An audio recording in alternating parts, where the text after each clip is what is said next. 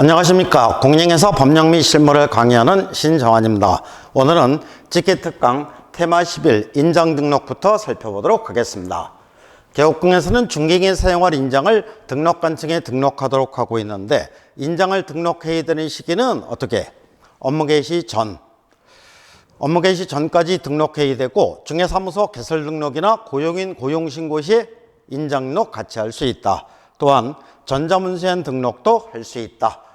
요거를 주의해서 알아두시면 되고, 인장 등록에서 문제가 나올 때 이 어렵게 출제가 될 수 있는 방식은, 이 법인인 개업공에서는 주된 사무소와 분사무소에서 서로 다른 인장을 등록해서 등록할 수 있는데, 사용할 수 있는데, 요거를 X자로 바꾸는 방식이 가장 어려운 방식이 됩니다. 그 다음에 두 번째는 소속공회사가 등록해야 될 인장은, 소속공회사는 어디에 소속이 돼 있든 등록해야 될 인장은 7mm 이상 30mm 이내 인장을 등록을 해야 됩니다. 또한 법인인 개업공에서는 분사무소는 인장을 등록할 때 어디에다 등록한다? 주된 사무소 등록관청에 등록을 한다. 여기 이제 시험에 자주 출제가 됐으니까 잘 알아두시면 됩니다. 그러면은 문제를 보겠습니다. 공인중개사 법령상 개업공에서의 인장 등록에 관한 기술 중 옳은 것은? 인장 등록은 전자문서에서도 할 수 있다. 맞는 지문이죠. 그래서 이제 그 인장을 등록해야 되는 시기, 매 시험마다 이제 지문이 나옵니다. 업무 개시 전까지 등록해야 되는데, 중개사무소 개설 등록이나 고용인 고용신고 시에 인장 등록 같이 할 수 있다. 여기까지는 이제 지금까지 시험에 다 나왔는데, 전자문서엔 등록을 할 수 있다. 요건 아직까지 한 번도 시험에 나온 적이 없습니다. 그러니까 이번 시험에는 전자문서엔 등록도 할 수 있다. 요게 포인트가 돼서 문제가 나오면 되겠죠. 소속공에서는 업무 개시일부터 7일 이내 X가 되겠죠. 업무 개시 전. 법인인 개업공에서의 경우 등록할 인장은 법인 대표제 인장, 법인 대표제 인장이 아니라 법인의 인장을 등록을 해야 됩니다. 법인인 개업공에서의 주된 사무소에서 사용할 인장은 상업등기규칙에 따라 법인의 대표자가 보증하는 인장이어야 한다. 여기서 주된 사무소는 법인의 대표자가 보증하는 인장 X가 되는 거죠. 법인의 대표자가 보증하는 인장을 등록할 수 있는 건 분사무소지 주된 사무소가 아니죠. 주된 사무소는 상업등기규칙에서 신고한 법인의 인장을 등록을 해야 됩니다. 5번은 법인 개업공에서의 분사무소에서 등록할 인장은 상업등기규칙에 따라 신고한 법인의 인장으로만 이렇게 하면 X가 되겠죠.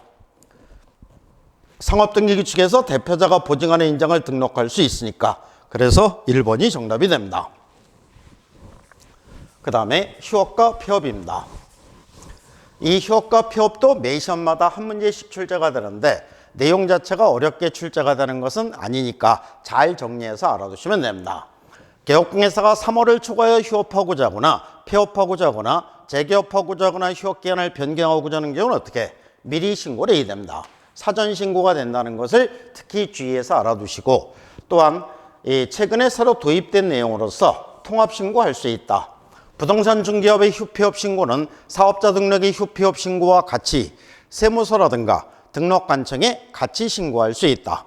그러면은 세무서에 신고하면 세무서장이 부동산 중개업의 휴폐업 신고서를 등록관청으로 송부해 주도록 하고 있고, 등록관청에다가 통합신고했을 때 등록관청에서는 사업자 등록의 휴폐업 신고서를 세무서장에게 송부해 주도록 하고 있는 겁니다. 휴업기간은 6월을 초과할 수 없다. 다만 대통령령이 정하는 부득이한 사유가 있는 경우는 그러하지 아니하다. 여기서 대통령령이 정하는 부득이한 사유는 질병으로 인한 유양, 징집으로 인한 입영, 취약, 그 다음에 이번에 새로 첨가된 규정으로서 임신 또는 출산, 그 밖에 대통령령이 정하는 부득이한 사유가 있는 경우에는 6월을 초과해서 휴업해도 되는 겁니다. 또한 이 휴업이라는 것은 업무정지 처분과 비교해 보면은 공통점도 있고 차이점도 있게 되죠. 휴업과 업무정지 처분의 공통점 첫 번째, 둘 다 뭐는 하고 있다? 등록하고 있다. 그러니까 등록 기준에 적합해야 되겠죠. 사무소 둬야 된다? 안 둬도 된다? 둬야 된다. 사무소를 이전해도 되는데 사무소를 두기는 꼭 둬야 됩니다. 또한 등록하고 있으니까 다른 데 가서 또 중개사무소 개설 등록하면 이중 등록으로 법령 위반이 되는 것이고, 다른 개업공회사 사무소에 취직하면 이중 소속으로 법령 위반이 됩니다. 또한 휴업과 업무정지 처분은 차이점도 있게 되는데, 휴업은 자발적으로 쉬는 건데 업무정지 처분은 제재죠. 그래서 업무정지 처분 기간 중에 있는 개업공에서는 업무정지 처분 기간 중에는 다른 개업공에서 사무소를 이전해서 중개사무소를 공동으로 사용할 수 없고, 다른 개업공에서가 업무정지 처분을 받은 개업공에서 사무소로 이전하는데 승낙서를 줄 수 없다. 다만 업무정지 처분을 받기 전부터 중개사무소를 공동 소용 중인 다른 개업공에서는 제외한다. 이렇게 돼 있죠. 그런데 휴업은 제재가 아니니까 이와 같은 제한 규정이 적용되지 않는다. 그래서 휴업기간 중에 있는 개업공에서는 다른 개업공에서 사무소를 이전해서 중개사무소를 공동으로 사용해도 되고, 다른 개업공에서가 휴업기간 중인 개업공에서 사무소를 이전하는데 승낙서를 줘도 되는 겁니다. 그래서 이런 내용을 주의해서 알아두시면은 별 무리 없이 해결할 수 있게끔 문제가 출제가 될 겁니다. 문제 1번. 공인중개사 법령상 개업공에서의 휴업과 폐업 신고에 관한 기술 중 옳은 것은? 중개업의 휴폐업 신고는 직접 방문해 전자문서로 할 수 있다. X가 되겠죠. 여기서 이제 휴폐업 신고를 할 때는 뭐를 첨부해야 된다? 등록증을 이렇게 들고 가야 되죠. 원본을 들고 가야 되는 겁니다. 그러니까 방문 신고만 가능하고 전자문서로 신고할 수 없다. 휴업기간에 변경 신고를 할 경우 중개사무소 등록증 첨부해야 한다. X. 휴업기간 변경 신고할 때는 등록증 이미 등록관청에 가 있죠. 그래서 신고서만 제출하면 되니까 전자문서인 신고를 할 수 있다. 이렇게 되겠죠. 중개업의 휴폐업 신고는 사업자 등록의 휴폐업 신고와 같이 등록관청이나 세무서장에게 신고할 수 있다. 동그라미. 임신 또는 출산 등의 경우에도 6월을 초과하여 휴업할 수 없다. X. 임신 또는 출산 6월을 초과해서 휴업할 수 있다. 이번에 새로 첨가가 된 규정이니까 잘 알아두시고, 개업공인사가 폐업 사실을 신고한 경우에는 10일 이내에 사무소 간판을 철거해야 한다. X. 휴업은 사무소 간판을 철거하지 않아도 되는데 폐업은 영영고만 두는 거니까 간판을 철거를 해야 되는 거죠. 철거를 해야 되는데 10일 이내가 아니라 지체 없이 철거를 해야 되는 겁니다. 그래서 3번이 정답이 되고,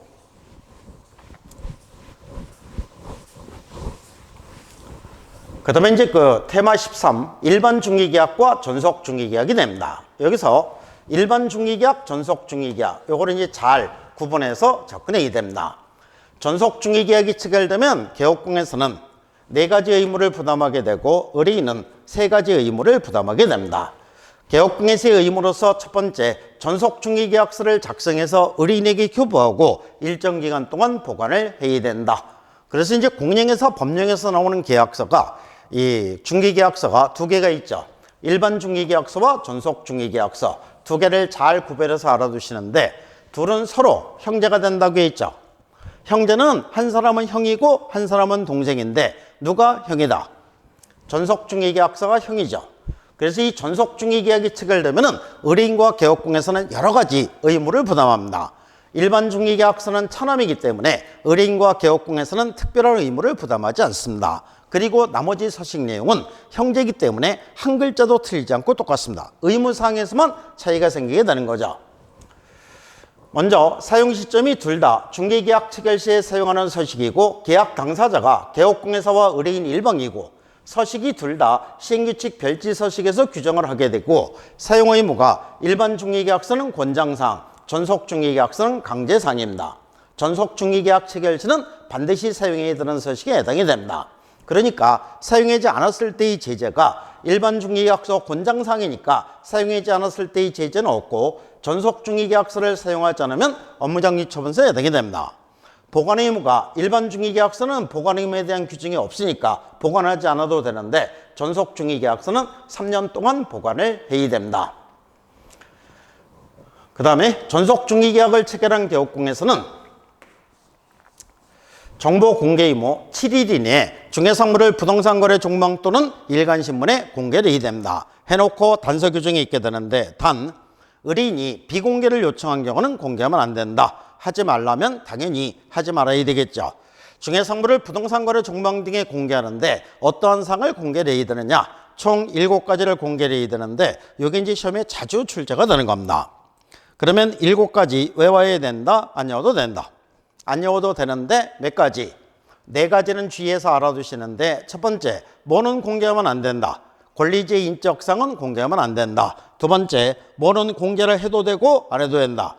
임대차인 경우에 공시이권은 공개를 해도 되고 안 해도 된다 하니까 반드시 공개해야 되는 사항에는 해당되지 않는다.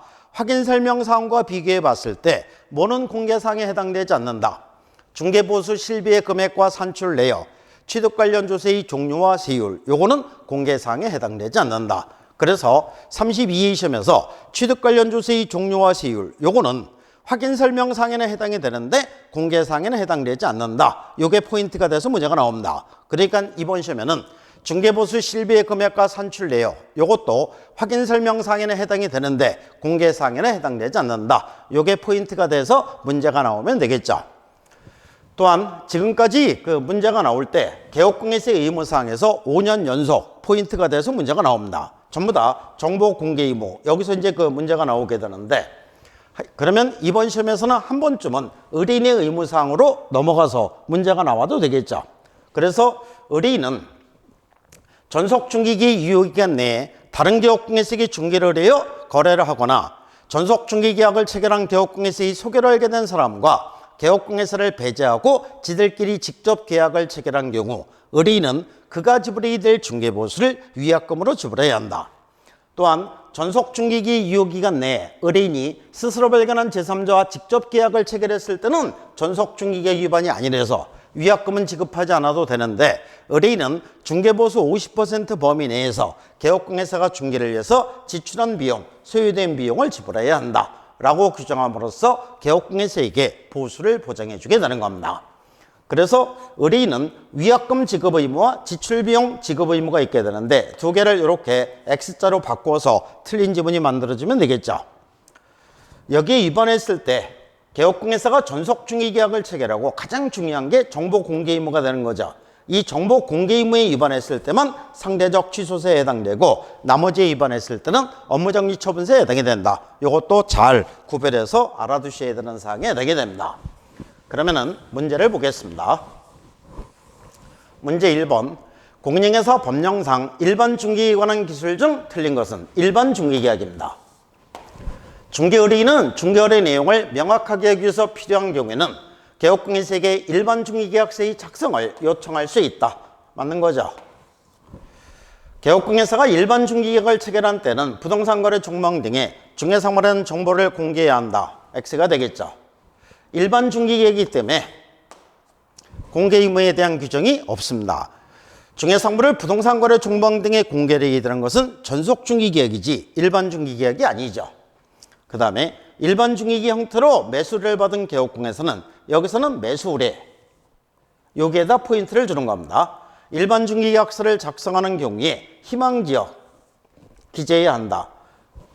매수의뢰니까 희망지역을 기재를 하게 되는 거죠.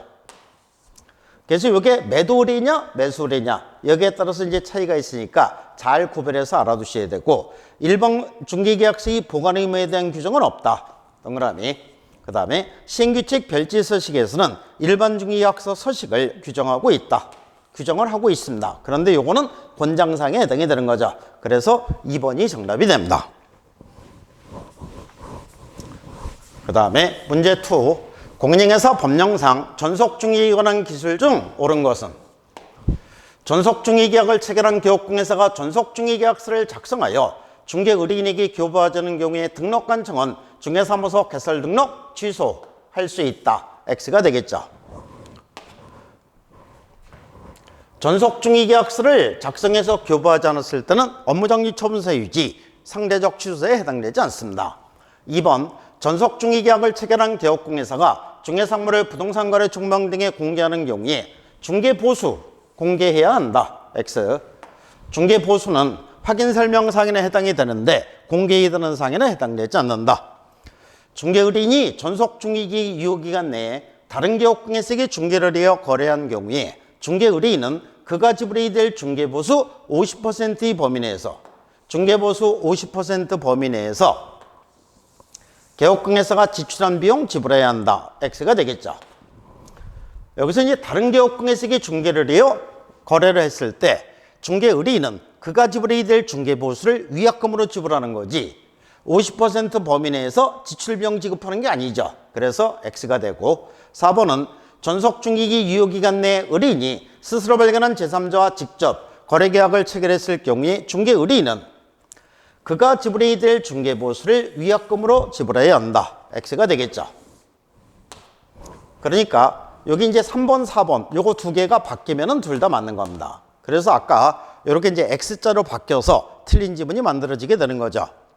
전속 중개계약을 체결하고 중개의뢰인이 정보의 비공개를 요청한 경우에는 개업공에서는 정보를 공개해서는 안 된다. 하지 말라면 당연히 하지 말아야 되겠죠. 그래서 이제 5번이 정답이 됩니다.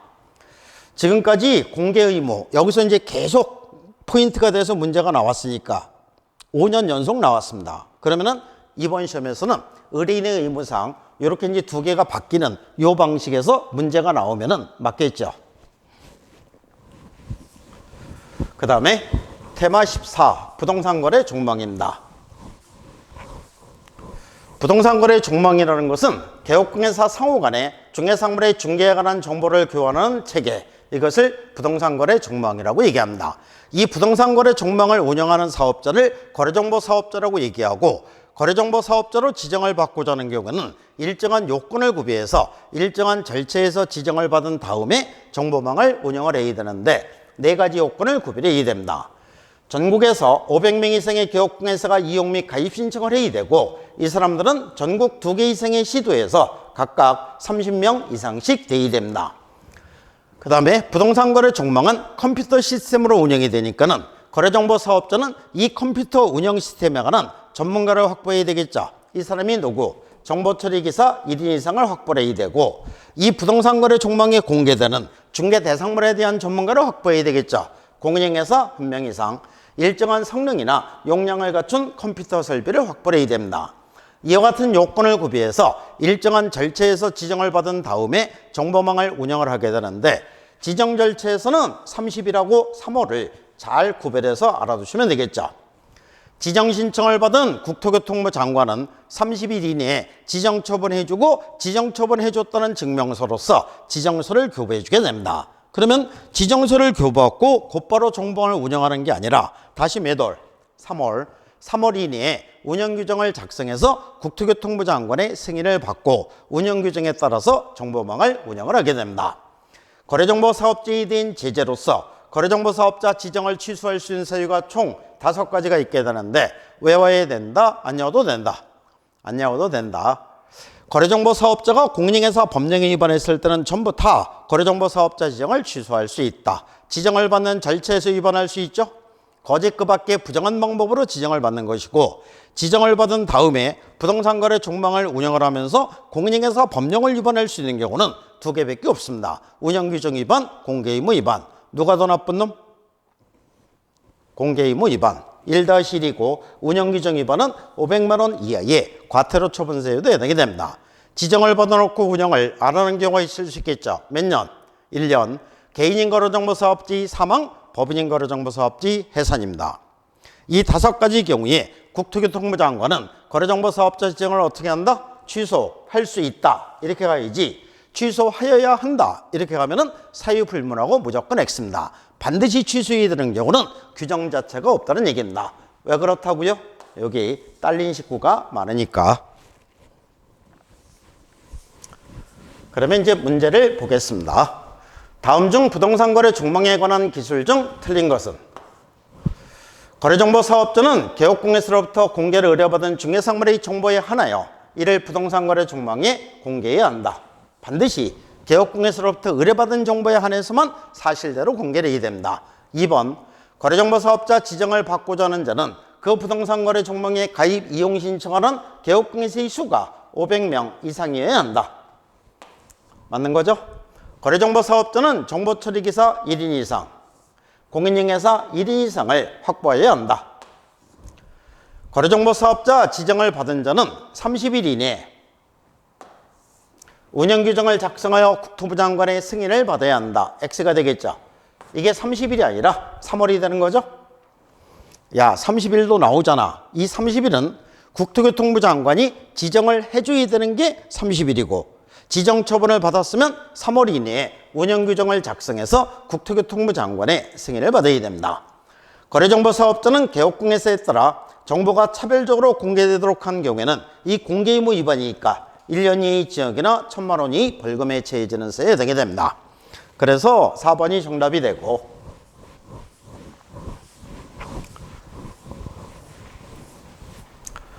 이렇게 해서 이제 오늘은 부동산 거래 정보망 여기까지 살펴봤습니다. 감사합니다.